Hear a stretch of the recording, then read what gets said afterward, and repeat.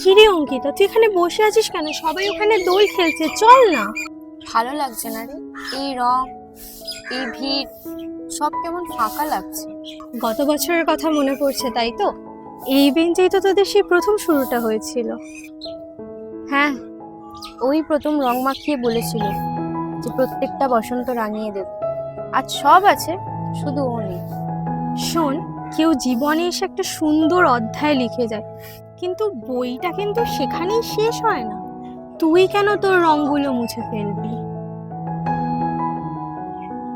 কিন্তু ওর জায়গাটা তো খালি।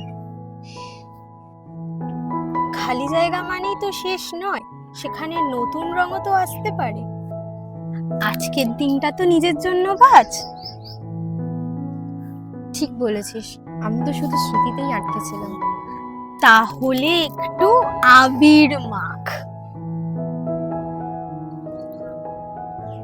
হ্যাপি হোলি বলতে। হ্যাপি হোলি। চল জীবনটাকে এবার নতুন করে রাঙাই। চল।